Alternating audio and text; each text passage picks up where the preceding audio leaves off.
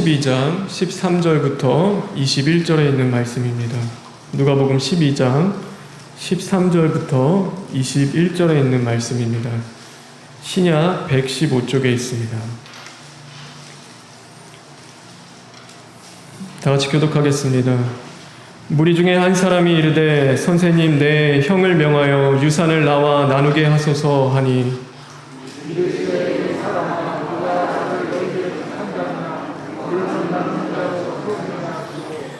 그들에게 이르시되 삼가 모든 탐심을 물리치라. 사람의 생명이 그 소유에 넉넉한 데 있지 아니하리라 하시고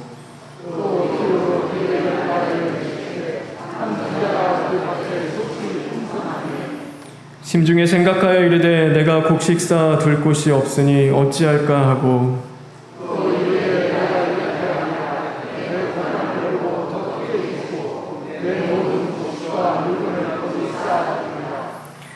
또 내가 내 영혼에게 이르되 영혼아 여러 해 쓸 물건을 많이 쌓아 두었으니 평안히 쉬고 먹고 마시고 즐거워하자 하리라 하되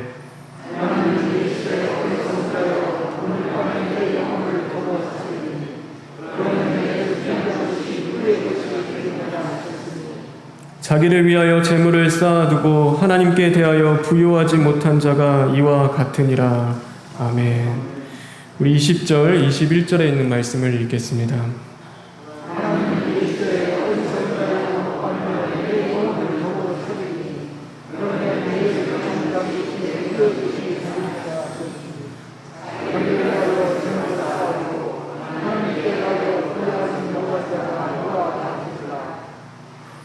(16절부터) (18절에) 있는 말씀을 읽겠습니다.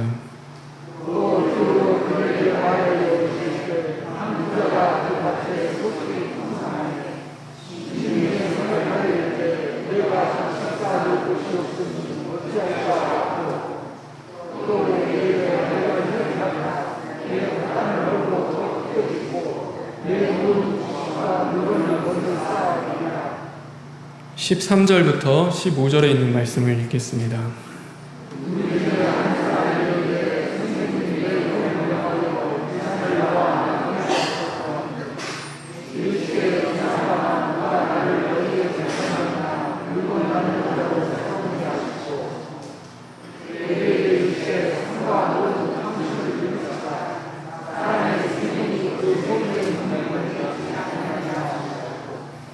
우리 마지막으로 15절에 있는 말씀 다시 한번 읽겠습니다.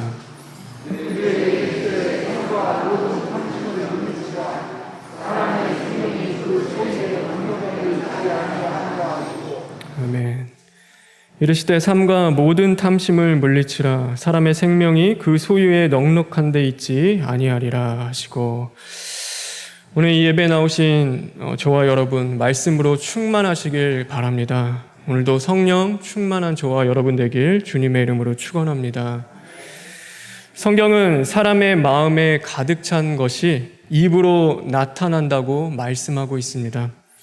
오늘 이 자리는 예수님께서 하나님 나라의 비밀을 그 사람들에게 말씀하는 자리였습니다. 어쩌면 자기의 생애에 단 한 번밖에 없을 그런 귀하고 소중한 시간이었습니다. 예수님을 통하여서 하나님의 나라의 그 비밀과 그 계시를 직접 들을 수 있는 그 귀한 자리였기 때문입니다. 그러나 오늘 한 사람이 예수님을 향하여 엉뚱한 질문을 던집니다. 전에 예수님이 그들에게 해주셨던 그 말씀과는 다른 질문을 하고 있는 것이죠. 오늘 성경은 이렇게 말씀합니다. 무리 중에 한 사람이 이르되 선생님 내 형을 명하여 유산을 나와 나누게 하소서 하니. 왜 그랬을까요? 여태까지 예수님이 그렇게 하나님의 나라에 대한 이야기를 하고 있는데 왜 자신의 유산에 대한 그 나누는 것을 원하며 요구하며 예수님 앞에 이야기를 하고 있을까요? 그의 마음에 온통 다른 생각으로 가득 차 있었기 때문입니다. 예수님의 말씀이 들리지 않았습니다. 예수님을 통하여 주시는 그 하늘의 신비와 그 하늘의 그 은혜의 말씀이 그의 심령을 울리지 못했던 것입니다. 예수님에게 부탁하는 그의 마음속에 가득 찬 것 단 한 가지, 그것은 바로 자신이 받아야 할 유산에 있었습니다. 영원한 생명의 진리 앞에서 그는 오직 아버지에게 받아야 할 그 유산밖에는 관심이 없었던 것입니다. 하나님이 베풀어 주시는 그 영적인 식탁 앞에서 언제나 그 마음은 육적인 것들을 향해 있었던 것입니다. 그러나 신령한 하늘의 만나보다 땅의 것을 바라고 계수하는 그 마음 속에 그 바라는 유산보다 더 심각하고 근본적인 문제가 그에게는 있었습니다. 예수님은요, 그것을 보고 오늘 그 사람에게 말씀하고 있습니다. 15절에 있는 말씀입니다. 우리 다 같이 한번 읽어볼까요? 시작.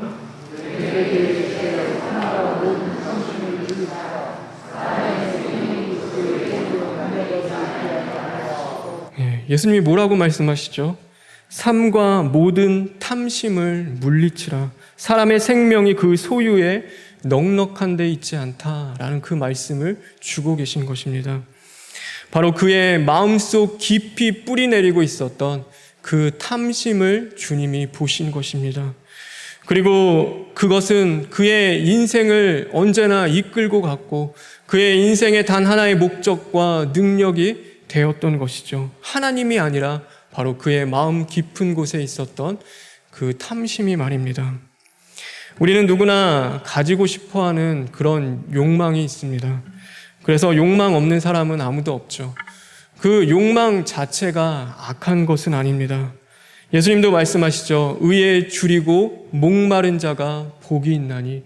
하나님의 의를 향하여, 하나님의 나라를 향하여 그 갈급하고 그 원하고 바라는 그 욕망이 나쁘지 않다는 것을 주님도 말씀하고 계십니다.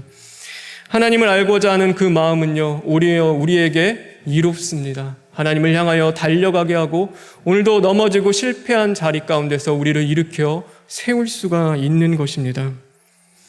그러나 그 욕망이 욕심이 되고 욕심이 죄를 낳고 죄가 사망에 이르게 되면 욕망은 우리에게 그 탐심을 낳는 죄의 씨앗이 되어지는 것입니다. 그러면 우리 안에 있는 그 욕망이 언제 탐심으로 변하게 됩니까? 그것이 죄를 향하여 빠르게 달려가기 시작하는 것은 언제일까요? 바로 하나님께 속한 것을 자신의 것으로 취하기 시작할 때부터입니다. 하나님의 것임에도 자기 마음대로 사용합니다. 함께 나눠야 할 것들을 독차지합니다. 하나님이 주신 그 힘으로 타인을 지배하려 할 때 우리 안에는 탐심이 살아나게 되는 것입니다. 다시 말해서 하나님이 우리에게 주시고 허락하신 그 안에서 우리가 감사하며 자족하며 살아가는 것이 아니라 오늘도 그 주신 한계와 오늘도 나에게 허락하신 그 모든 것들을 벗어나 넘어서서 하나님의 영역을 탐하는 그 마음, 오늘도 하나님의 것을 나의 것으로 취하고자 하는 그 마음으로부터 탐심이 시작되는 것입니다. 최초의 인류의 범죄한 것도 바로 이 탐심에서 시작되었습니다. 하나님이여 아담과 하와에게 허락하신 것, 그것은 동산의 모든 나무의 실과를 허락해 주셨습니다. 그런데 그 중에서 단 한 가지 선악을 알게 하는 나무만큼은 그들에게 허락하지 않은 것이죠. 그들은 언제까지나 하나님이 주신 선을 지켰어야 합니다. 하나님이 허락하신 것 안에서 감사하며 자족하는 그 삶을 살아야 했습니다. 그런데 그들이 바로 자신의 것을 넘어 하나님의 것을 탐하기 시작합니다. 하나님의 것, 그 선악과를 자신의 것으로 취하고 싶어진 것입니다. 그래서 하나님의 것을 탐하게 되는 그 자리 가운데 탐심으로 말미암아 그들의 인생의 결과는 비참하게 되었습니다. 죄로 말미암아 하나님 앞에 거절된 그 인생으로 그는 떨어지게 된 것입니다. 그래서 우리 안에 무엇이 생기냐면요, 그 하나님이라는 생명으로부터 떨어진 우리 안에는 늘 불안한 마음이 생기게 되어 있습니다. 우리가 하나님이요 우리 안에 르하으라는 것을 불어넣으셨습니다. 그건 뭐냐면 하나님의 생기, 생명, 그 생명입니다. 그런데 이 살아있는 영을 늘 공급받아야 합니다. 그 하나님이 부으셨다는 것은요 현재 동사입니다. 그냥 완료형이 아니라 끊임없이 계속해서 지금 그것을 받아 살아 누려야 한다는 것을 말하고 있습니다. 그런데 하나님으로부터 떨어진 그 거절당한 인생에 그 하나님으로 채워지지 않는 그 공허한 마음 속에 이제는 그 불안과 두려움이 싹트기 시작하는 것이죠. 자신이 손에 잡은 것으로 인하여서 그 안전하고 평안한 것들을 누리는 그 삶으로 달려나가기 시작하는 것입니다. 이 불안이라는 것을, 오늘 이 탐심으로 생긴 그 불안을 바로 하나님으로 해결하는 것이 아니라 어리석은 방법으로 해결하기 시작하는 것입니다. 무엇으로 시작합니까? 무엇으로 그것을 해결하고자 합니까? 바로 곡간을 짓기 시작하는 것입니다. 곡간에 쌓이는 그 곡식을 바라보며 오늘도 그 불안한 마음을 달래고 자신이 손안에 잡고 움켜쥐는 것으로 눈에 보여지는 것들로 안전과 평안을 누리고자 하는 것이죠. 영원한 하나님이 아닌 그 썩어질 모래 위에 자신들의 그 인생의 집을 짓기 시작하는 것입니다. 가인이 범죄하고 하나님 앞에 그 죄사함을 받고요. 가장 먼저 한 게 무엇인지 아십니까? 바로 자신의 성을 쌓는 일입니다. 누가 나를 해할까 겁내며 두려움 가운데 그 불안 속에서 그는 가인 성을 지었습니다. 홍수로 진멸당한 그 이후에 다음 세대들이 한 것은 무엇이냐면 자신들의 도시를 세우고 바벨탑을 쌓는 것이었습니다. 오늘도 그 홍수의 진멸부터 그 재앙과 심판으로부터 자신들을 스스로 보호하기 위해서 그들은 바벨탑을 쌓아 올렸습니다. 왜 사람들이 우상을 세우는지 아십니까? 그 우상을 만들고 자신들이 잡을 수 있고 눈에 보여지는 것들로 우상을 왜 세웁니까? 오늘 그것으로 자신의 그 불안과 두려움과 그 공허한 마음들을 채워나가고자 하는 그 죄악의 모습이 있기 때문인 것이죠. 그래서 손에 쥐지 않으면 늘 불안해합니다. 눈에 보이지 않아도 불안해합니다. 더 많이 소유하고 더 높이 쌓는 그 삶을 살아가고자 하는 것입니다. 우리가 소비는요, 필요에 의해서 소비를 하는 것 같은데 소비는 잘 보면 그 불안으로부터 두려움으로부터 시작되는 것이 소비입니다. 그래서 남들은 다 있는데 나는 없으면 안 될 것 같은 그 마음 가운데 내가 있지 않으면 나는 잘못될 것 같은 그 불안한 마음 가운데 소비를 하게 되죠. 그래서 많은 마케팅하는 사람들도요, 어떤 것들은 이 불안이라는 요소를 이용하여 그 소비를 촉구하는 사람들도 참 많이 있습니다. 그러나 무엇이 됐든 이 육적으로 부유할지는 모르나 그렇게 자신의 손으로 움켜잡은 것 때문에 그 육체적으로는 풍성한 것을 누릴지 모르나 영적으로는 점점 더 궁핍해져 가고 피폐해져 가게 되는 것입니다. 오늘 이 부자가 이야기하고 있습니다. 우리 성경 한번 읽을까요? 19절에 있는 말씀입니다. 다 같이 한번 읽겠습니다. 시작.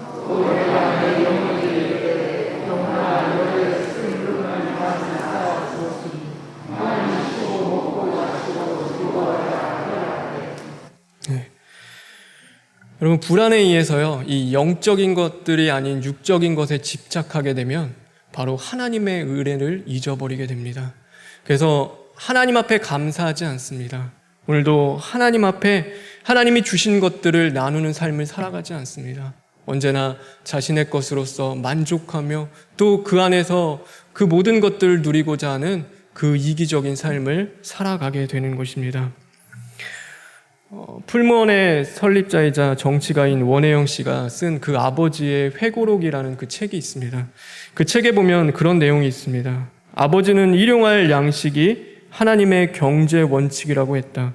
그러나 인간이 쌓아놓기 시작한 곡간이 필요했고 그 쌓아놓기 시작하자 곡간이 필요했고 곡간을 짓자 도둑이 생겼다. 도둑이 생기자 도둑으로부터 재산을 지키는 힘이 필요했다. 이 때문에 군대가 필요했고 그 군대가 전쟁을 불러왔다. 그 모든 것의 뿌리는 인간의 탐심에 있다라고 이야기를 했습니다. 일용할 양식에 만족하지 않는 삶, 하나님이 내게 주신 것에 자족하지 않는 삶, 그러므로 헛된 것에 인생을 걸고 영혼을 걸고 생명을 거는 삶을 우리는 살아가는 것입니다. 결국 그 탐심으로 말미암아 우리는 영혼은 파멸되고 멸망을 향해 달려가게 되는 것이죠. 오늘 우리의 삶은 어떤가요? 그 탐욕의 곳간을 세우는 삶을 살아가고 있습니까? 아니면 하늘의 그 곳간을 오늘도 세우는 삶을 우리가 살아가고 있습니까? 저와 여러분 철두철미한 시인과 회개로 인하여 우리 안에 그 탐욕을 십자가에 못 박고 오늘도 그 탐욕의 모든 곳간을 헐고 하나님이 기뻐하시는 그 영원한 하늘의 곳간을 세울 수 있는 저와 여러분 되길 주님의 이름으로 축원합니다. 탐욕이 하나님 앞에 죄가 되는 큰 두 가지 이유가 있습니다. 그 첫 번째는 바로 탐욕은 자신을 온전히 바라보지 못하게 하는 데 있습니다.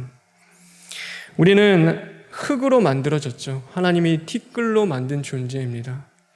우리의 육체는 영원하지 않습니다. 언젠가는 흙은 흙으로 돌아가게 되어 있습니다. 그런데 그 사실을 잊어버리고 살아갑니다. 오늘도 흙과 같은 존재라는 사실, 질그릇 같은 인생이라는 사실을 우리가 잊어버리고 살아갑니다. 자신의 행복이 물질의 풍요와 그 만족함에 있다고 생각하며 오늘도 그 모든 것들을 자신이 가진 것에 행복에 초점을 두고 살아가게 되는 것입니다. 높은 자리에 오를수록 우리 자신이 존귀해집니다. 사람에게 인정을 받고 또 그 인정을 받는 삶을 살아갈수록 우리는 더욱 가치 있고 행복하다고 생각합니다. 미래를 잘 준비하면 우리는 행복하고 안전한 삶을 살아갈 수 있다라고 생각하며 살아가는 것입니다. 그러나 여러분, 우리의 인생이 그 뜻대로 됩니까? 어디 우리가 생각한 대로 우리의 인생이 흘러가게 되어 있습니까? 2010년도 초반에 보면요, 그런 책들 참 많이 있었습니다. 트렌드를 아는 자가 미래를 지배한다. 10년 후의 미래를 바꿀 12가지의 트렌드, 이런 책들이 있었습니다. 그런데 2020년엔 코로나가 터지고 나서부터요, 그 책이 얼마나 쓸모없는 책이 됐는지 우리는 알게 됩니다. 미래를 인간이 아무리 준비해도요, 하나님이 허락하시지 않으면은요, 그 미래 가운데 우리의 안전과 생명과 평안은 보장되어 있지 않는 것입니다. 진시황은요, 모든 것을 다 누리는 자였죠. 그에게 없는 것이 없었습니다. 그런데 그는 강박증 같은 것이 있었습니다. 그건 뭐냐면 죽음에 대한 두려움이었습니다. 늘 그 죽음에 대한 그 두려움과 그는 싸우며 살아갔습니다. 그래서 불로장생이라는 것을 찾아다녔고요. 평생을 그 영원한 삶을 살 수 있는 것에 목매어 찾았고, 그 진시황릉을 지으면서요, 어떻게 하면은 죽어서도 천수를 누리며 그 죽음 이후의 삶 속에서도 영원한 삶을 살아갈까 고민하며 살아갔던 자가 바로 이 진시황이었습니다. 그런데 이 진시황이 살았던 곳이 자금성입니다. 자금성은요, 방이 999개나 되는 거대하고 웅장한 그 성입니다. 이 방들이요, 참 화려하고 멋있습니다. 그리고 특히 이 진시황이 거하는 방은요, 그 어떤 방보다도 화려하고 좋고 크고 웅장했습니다. 근데 이 진시황은 그 방에서 잠을 편하게 자지 못했습니다. 왜냐하면 자신을 죽일까봐 찾아오는 그 자객의 두려움 속에서 언제나 자신을 지키는 그 무사의 그 방 한켠 쪽한에서 잠을 청해야 할 때가 참 많이 있었습니다. 왜요? 죽음에 대한 그 두려움이 언제나 있었기 때문이죠. 모든 것을 누리는 자였음에도 불구하고 말이죠. 그가 만리장성을 건설하기 시작합니다. 이 만리장성은요, 어마어마한 성벽입니다. 왜 그렇게 막강한 군대를 가지고 있는 자가 그 성벽을 건설했을까요? 그는요, 항상 그 죽음에 대한 강박관념이 그에게 있었기 때문입니다. 모든 것을 다 가졌지만, 그에게 부족한 것이 아무것도 없었지만, 그의 삶은요, 결코 그렇게 행복하지는 않았습니다. 우리가 성경에도 보면요, 사울은 초대 왕으로서 다 누릴 수 있는 자였습니다. 그에게 하나님이 모든 것을 다 허락했습니다. 그런데 그의 인생의 모든 것을, 어쩌면 인생의 그 절반 이상을 뭐한테 썼냐면 다윗을 죽이는 그 삶에 모든 것을 쏟아붓기 시작합니다. 다윗에 대한 그 강박관념에서 벗어나지 못합니다. 다윗이 왕이 될 것 같고, 그는요 도망자의 인생을 살았던 아무것도 아닌 자였는데, 사울에 비하면요 진짜 초라한 보잘것없는 자였음에도 불구하고 이 사울은 끝까지 다윗을 쫓는 그런 허무한 인생을 살아갑니다. 자신이 하나님이 주신 그 모든 것들 가운데 감사하며 오늘도 하나님과의 온전한 관계를 맺는 그 삶이 아니라 평생을 그 다윗을 쫓는 불행한 인생을 그가 스스로 자처하며 그 파멸을 향해 달려갔습니다. 왜 그랬을까요? 왜 그런 삶을 살아갈까요? 바로 그 안에 채워지지 않는 그 불안에 의해 다가오는, 어쩌면 그것을 자신의 것들로 태우려고 하는 그 탐심에서 비롯되었기 때문인 것입니다. 그래서 탐심은 우리 자신을 바라보지 못하게 합니다. 내가 어떤 존재인지, 또 어떤 삶을 살아가야 하는지 그것을 바라보지 못하게 하는 것이죠. 또한 탐욕은요, 하나님을 온전히 바라보지 못하게 합니다. 우리 18절 19절에 있는 말씀입니다. 우리 다 같이 한번 읽어볼까요? 18절 19절에 있는 말씀입니다. 시작.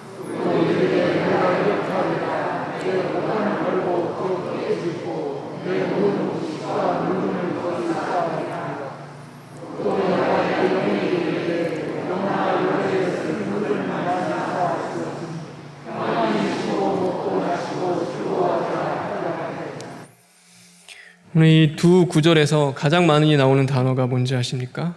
바로 내가, 내 곡간, 내 곡식, 바로 내 것, 나의 것이라는 그 단어입니다. 부자는요, 자신의 삶, 자신의 생명, 자신의 모든 것이 자신에게 속한 것이라고 생각했던 것입니다. 그의 가장 어리석음은 밭의 소출이 누구의 것인지, 오늘 그가 그 모든 것들을 맡기신 분이 바로 누구인지 알지 못하는 데 있었습니다. 그 부자는 마치 선지자 발람이 탐심의 눈이 어두워서 오늘 나귀도 볼 수 있는 바로 칼을 들고 그의 앞에 서 있는 그 하나님을 보지 못하는 것처럼 그 영적인 어둠 가운데 오늘 하나님이 살아계심과 만물의 주인 되시는 그 하나님을 바라보지 못했던 것입니다. 성경은 땅의 주인을 하나님이라고 말씀하고 있습니다. 사람은요, 그 땅에 잠시 머물 뿐입니다. 땅은 남고 사람은 떠나갑니다. 그래서 땅의 주인은 바로 하나님이십니다. 땅의 주인이신 하나님이 우리에게 허락해 주신 것 안에서 우리는 감사하며 살아가게 되어지는 것입니다. 그러나 우리는 그렇지 않습니다. 그런 삶을 살아가지 않습니다. 하나님이 허락해 주신 것 이상의 것들을 우리는 탐하며 하나님이 주신 땅을 파괴하는 그 삶을 오늘도 우리는 살아갑니다. 인간은 숲을 파괴합니다. 또 자연을 파괴하고 땅을 파헤칩니다. 오늘도 그 명분 없이, 어쩌면 우리가 세우는 그 수자원을 보호한다는 명분 아래요, 그 강바닥을 헤쳐 엎고 그 물의 흐름을 바꾸기 시작합니다. 재산을 증식하기 위해서 곡간을 만들기 시작합니다. 뉴스에 보면 많이 나오죠. 그 차명계좌라는 거. 오늘도 차명계좌를 만들고 그 돈들을 외국으로 빼돌리기도 합니다. 고가의 미술품에 투자하여 그 이윤과 돈을 남기기도 합니다. 부당하게 노동력을 착취하며 그들의 고통을 재물 삼아 자신의 곡간을 채우기도 합니다. 육체뿐만이 아닙니다. 우리가 눈에 보여지는 땅뿐만이 아니라 하나님이 우리에게 허락하신 이 영적인 땅도 우리는 파괴하기 시작하는 것입니다. 내 안에 있는 그 탐욕으로 하나님이 주신 우리의 영혼을 파괴하고 우리의 시간과 관계와 하나님이 나에게 주시는 가장 사랑하는 자녀까지 우리는 파괴하기도 하는 것입니다. 오늘 그런 우리를 향하여 주님이 말씀하십니다. 어리석은 자여, 오늘 내가 내 영혼을 거두어 간다면 그 모든 것들이 바로 누구의 것이 되겠느냐? 우리가 이 탐욕에서 벗어나지 못하면요, 그 파멸의 날은 도둑처럼 우리에게 임하게 될 것입니다. 문간에 굶어 죽어가는 이가 있는데도 자신의 것들을 쌓으며 살아가는 그 어리석은 인생은 하나님을 무시하는 삶을 살아가는 것입니다. 그것은 정당한 방법으로 벌어들였던, 아니면 그것이 지혜로운 방법으로 그 모든 것들을 쌓아 올렸던 하나님의 그 심판에서는 벗어날 수가 없는 것입니다. 사랑하는 성도 여러분, 탐욕의 곡간을 헐고 오늘도 그 욕심의 자리에서 벗어나 하나님의 빛으로 나오는 저와 여러분 되길 간절히 바랍니다. 우리가 더 많이 더 크게 곡간을 지으려 한다면 그 애굽의 땅에 하나님의 그 사망의 어둠이 임한 것처럼 우리의 인생도 그 때가 분명히 올 것입니다. 그 때를 기억하십시오. 그리고 오늘 하나님이 주신 것들에 이제는 자족하며 살아가는 삶을 살아가길 바랍니다. 우리가 탐욕을 이기는 가장 큰 힘이 있습니다. 탐욕을 어떻게 이길 수 있는가? 그것은 바로 감사와 나눔입니다. 감사는요, 오늘도 우리가 하나님 앞에서 자족하며 하나님이 주신 것들의 참 기쁨을 누릴 수 있게 합니다. 영적인 자유와 그 기쁨을 우리에게 가져다 주는 것이죠. 감사는 지금 내게 주신 것이 가장 좋은 것임을 하나님 앞에 고백하고 노래하는 것입니다. 그래서 행복은 감사의 문으로 들어와서 불행의 문으로 나가게 되어 있습니다. 시편 23편에 보면요, 다윗이 고백합니다. 여호와는 나의 목자시니 내게 부족함이 없으리로다. 원수의 목전에서 내게 상을 차려주시고 내 머리에 기름을 부으셨으니 내 잔이 넘치나이다. 이것은 왕이었을 때 고백이 아니었습니다. 광야 한복판에서 이유도 모른 채 그 언제나 쫓기는 그 도망자의 삶을 살아가던, 부당한 대우를 받아야 했던 그 다윗의 시절에 쓴 그 시편의 고백인 것입니다. 그에게는요, 감사할 이유보다도 언제나 불평하고 원망해야 할 조건이 더 많았습니다. 넉넉한 소유보다도 부족한 소유 안에서 살아가야 할 삶이었습니다. 그가 소유하는 것이라는 것은요, 근근히 자신의 몸을 숨길 수 있는 그 아굴람 굴과 오늘도 그 억울하고 비참하고 그 고통 가운데 있는 삶 속에서 도망 나와 다윗에게 찾아온, 어쩌면 몸둘 바 없고 갈 곳 없이 길 잃은 그 400명의 사람들이었습니다. 자신에게 엄습해오는 그 죽음의 손길과 오늘도 짊어져야 할 그 책임감의 무게로 그는 늘 고통스러운 삶을 살았을 것입니다. 그런데 그 상황에서 그는 고백하는 것입니다. 시편 23편에 있는 그 고백과 같이 여호와 하나님이 나의 목자가 되시니 나는 부족한 것이 없습니다. 아니, 부족한 것이 아니라 하나님, 내 잔이 흘러 넘칩니다. 하나님, 오늘 나에게 주시는 그 은혜로 말미암아 오늘 내 잔이 넘칩니다라고 그는 고백했던 것입니다. 왜요? 왜 그렇게 고백할 수 있었을까요? 왜 그가 그런 고백 속에서 살아갈 수 있었을까요? 우리의 행복은요, 소유에 있는 것이 아니라 바로 나의 목자가, 주님이 나의 목자 되심을 우리가 깨닫게 되었을 때 우리의 진정한 행복이 오기 때문입니다. 여호와는 나의 목자시니 내게 부족함이 없으리로다. 그는 그 고백하는 삶 속에서 누구보다도 가장 부요한 삶을 살아갔던 자였습니다. 오늘 이 다윗의 고백 또한 저와 여러분의 고백 되어지길 주님의 이름으로 축원합니다. 그래서 주님을 나의 목자 삼으십시오. 여러분, 소유가 나의 행복을 주는 것이 아니라 오늘도 주님이 나의 목자가 되어주실 때 오늘도 그 안에 진정한 평안과 기쁨이 있다는 것을 분명히 깨닫는 저와 여러분 되었으면 좋겠습니다. 우리가 또한 나누는 것으로 통하여서 탐욕에서 벗어날 수 있습니다. 나누는 것은요, 삶을 단순하게 하는 것입니다. 그래서 그것은 삶의 방식을 소유에 두는 것이 아니라 바로 생명에 두는 것입니다. 오늘 주님이 말씀하시죠. 사람의 생명이 그 소유에 넉넉한 데 있지 아니하다. 오늘도 그 소유에 나의 삶을 두는 것이 아니라 생명에 두는 것이죠. 그래서 내 것을 줄이고 하나님의 것을 늘려 나가는 것입니다. 오늘도 나의 것을 떼어서 이웃의 목으로 그것을 주어 주는 것입니다. 남을 위해 자기 것을 떼어내는 그 삶, 오늘도 내 것을 줄이고 하나님의 것을 늘려가는 그 삶이 바로 탐욕으로부터 자신을 떼어내는 그 행위이기 때문인 것이죠. 그런데 쉽진 않습니다. 어렵습니다. 나의 것을 줄이고 나의 것을 떼어서 나눠주는 것이 결코 쉬운 것이 아닙니다. 주님이 그래서요, 금하지 않은 것이 세 가지 있습니다. 기도, 금식, 구제입니다.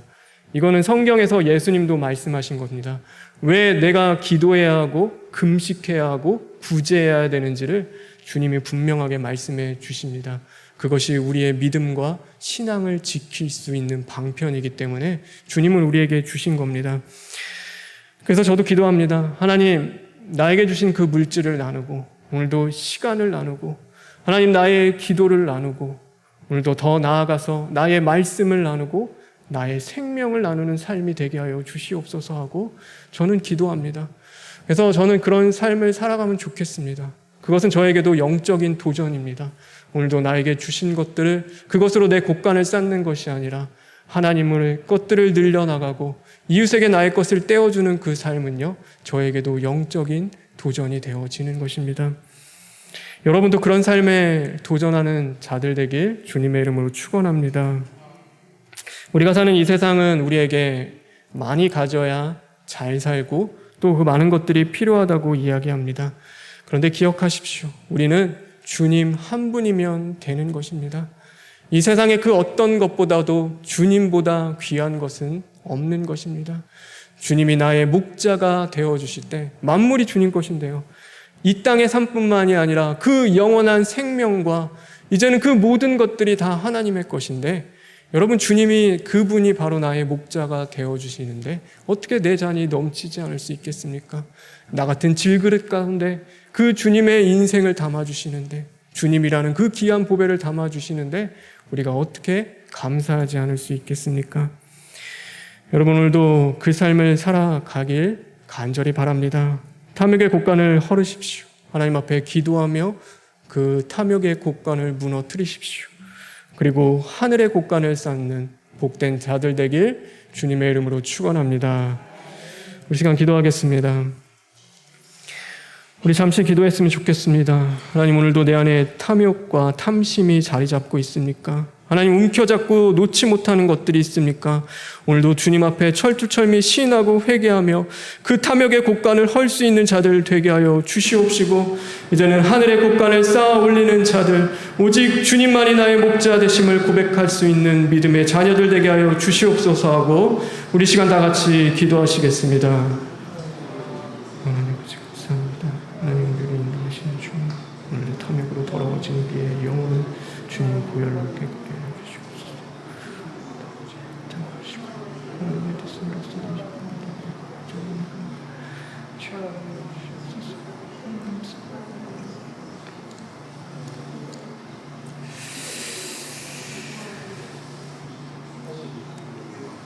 하나님, 감사합니다. 오늘도 우리 안에 자리 잡고 있는 그 탐욕이 이제는 무너지기를 간절히 원합니다. 하나님, 탐욕으로 더러워진 우리의 심령을 주님의 보혈로 씻기시고 오늘도 감사와 나눔의 삶을 살아갈 수 있는 자들 되게 하여 주시옵소서. 예수님의 이름으로 기도합니다. 아멘.